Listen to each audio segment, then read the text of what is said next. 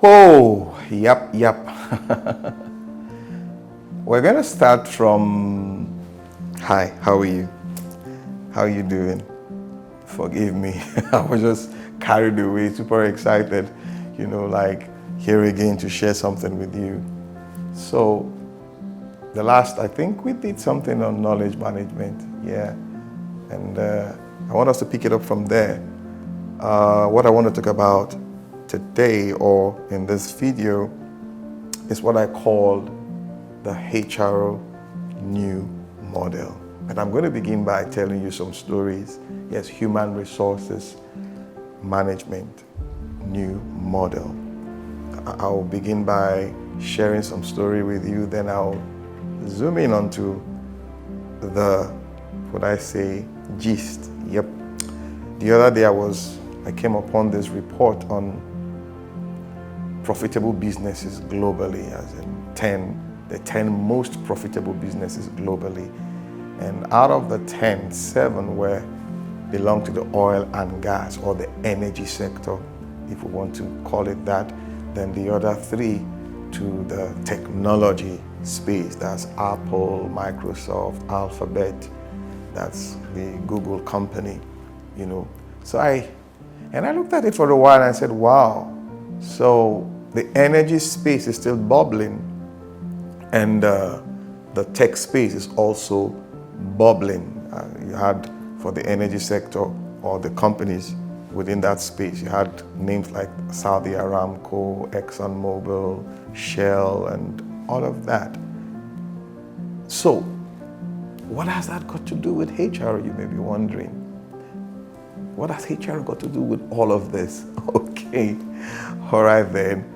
Before now, the subject of HR, when you talk about HR, what comes to people's mind is the pay master, administrative activities and all that. But the COVID-19 pandemic, just barely 4 years away, opened up a lot of, gaps and laps within the industry or the working space, and brought HR to the fore. Like, we need HR more than ever now, So all of a sudden, a subject matter that was thrown to the background, was relegated to the background, all of a sudden now came to the fore. And everybody's just like, how do we go about this and all that? 2 things came to my mind when I looked at the industry, the business environment: profits and prosperity. Profit and prosperity. Profitability versus prosperity. Because businesses are designed in such a way that you want to make profit, obviously. That's how they are designed. You want to make profit. You have shareholders or investors' interest to protect, those who invest in your business, and you want to give back. But there's this other part of it, prosperity, prosperity that we don't look at.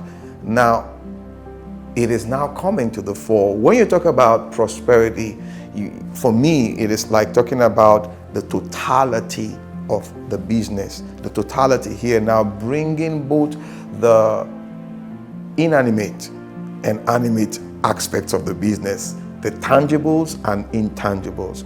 For me, I look at it as process and human beings. Everybody wants to be happy. The way businesses are designed, they are designed to provide services, but these services don't run themselves. They are run by human beings, and these human beings bring in a form of resource, what we call talent. So it's like they also want to be seen. They also want to be recognized. They also want to be like part of this profitability. They want to prosper. The other day I had a discussion, with a group of people. I was called upon to, talk to them. And I asked a question. I said, if we take a group photograph now and the images come out and I show each and every one a picture, give them the picture to see, what would you look for first in the picture? Everybody somehow said, I'll look for myself first. I said, why? I just want to look. I said, okay. Basically, what I think there is, you want to see how you look in the big picture, how you fit, how you make it look different. You want to prosper. You want to be part of that discussion, right? So that is it. So it's not about just making profit now. It's about prosperity. So what has HRO got to do with that? Yes, when you look at this, it means the model we've been running on in doing business globally needs to change. The model has been running on this, for the lack of better expression, slave, master, you're driving the process, so it's like you give a target and all of that, not minding that behind the processes, behind the runnings, there is a humanity. And this humanity wants to be appreciated. So that is where human resource management comes into play. I always say it whenever I talk about human resources, that people don't like being managed. They love being led. Yes. Ask anybody intuitively, just have that discussion. You manage processes. You manage the intangibles, but you lead humanity. What does that mean? You influence. You bring about this atmosphere that would allow the human within that person to flow. He or she begins to express, give that talent, to that degree that you want to see.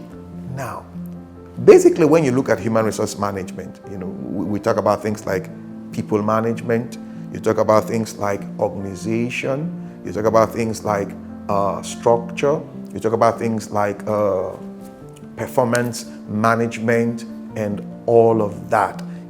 Then you look at the other aspect of it that has to do with remuneration and benefits and what have you. But it has been, from my position or from where I stand, my opinion, it's been practiced over the years like a slave master. The COVID-19 year, the growth of knowledge economy has changed the landscape totally. So now people want to be seen. They want to be heard. They want to be felt. They want to be not just appreciated, like really appreciated. So the model needs to change from just profit to prosperity. From, I repeat myself, profit to prosperity. What does that mean? This is what I think it is for me, the way I see it. Somebody who comes to give his talent. By the way, when you talk about talent, we always look at talent as a fixed item. We refer to talent like a personality, an individual, or that talent. That I don't see it that way. I see talent as something that is fluid, that can be built, engineered, increased, or diminished. It exists within the human soul. When you say somebody is talented, is not enough. When you bring discipline to that talent, it grows in quotient. Am I speaking to mini grammar? Sorry, forgive me. But that is how I see it. So people want to be appreciated. They want to be loved. They want to be welcomed. So prosperity is about everybody growing as a result of a process. That's how I see it. It's prosperity. It's not like you're making so much money for one individual, and the crumbs come to you. But imagine that you have a stake ownership mindset comes into play.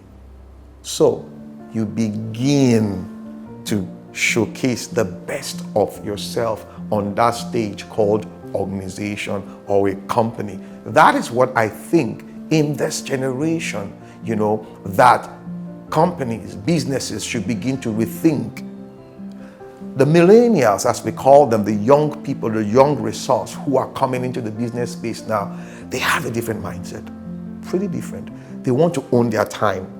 They want to own their space. They want to be the boss of themselves. But you and I know that that may not happen overnight, but in a prosperity atmosphere, they will. They will appreciate it. So now we need to go back. Look at the models that we are running now as HR. Is it the pyramidal, model? And do we look at it to embrace a secular model? The pyramidal model puts the boss at the top. It has this top-down mindset. That's how it runs. The base is just like a pyramid, the base is pretty big, large, and all of that, but the top, so everybody's like grappling. They want to get to that top and all of that. So they do all sorts. But this generation has changed that narrative. Can we look at it from a secular perspective? A secular thinking. Secular thinking, I mean addressing everybody, where we all come to the table, just like King Arthur, the story of King Arthur and his knights, they all sat on a table. But if you look at the structure of the table, it was a secular table, not a pyramidal table. In his mindset, we all sit on this table, showing that equality, showing that stake that we all have in this business. So imagine we follow that path. That is what is playing out now. Yes. When you talk about the silent quitting, you talk about people, the great resignation, check the number of people who are in there.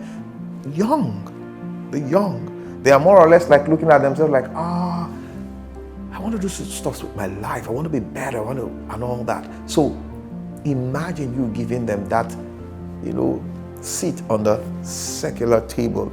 They bring their talent to play, and they are remunerated or rewarded for it. So if it falls, we all fall. If it grows, obviously, we are all growing. So that is what I think, policymakers in this time and age should begin to rethink the model. Prosperity versus profit. Profitability versus prosperity. You look at it. Now, you come to see that even in the job market today, a lot of things are changing. The jobs that we used to know, things that we used to see before, they are all disappearing as a result of the growth, of knowledge and the mindset of these people, the millennials, the young people in our generation, in our dispensation. So you see, we need to begin to think of how best do we craft our jobs now? How best do we craft our jobs? Job crafting, I mean. How best do we craft it? The job descriptions, how best do we come about it? Do we look at it from the perspective of benefit or profit, or we look at it from the perspective of prosperity? Do you know that if you reach out to somebody and let the person know what he or she means to this process, more or less revealing their ownership, they will give more. They will give more. They will give more. They will do over and beyond what you think. So I think it's time for the HRO practitioners, policymakers to begin to rethink the model. Rethink the HRO model. and rethinking it from, like I said earlier, profit, prosperity, profit, prosperity, profit, prosperity. It will keep evolving. That is the truth. The model will keep evolving. But if we don't evolve with the model, you come to see that we begin to lose great talents. They leave. They just leave. They go where they will be appreciated, recognized. Did I say so much? Did I speak above your head? I don't think so. Yes, I love the subject of HR, being within that space. It's been amazing for me. I've been in a space for over 15 years, and I know, looking at, businesses across the globe, those that are profitable, those that are making so much profit, and all of that. But now, I think it's time to look at the profiting or the progress of the people behind the process.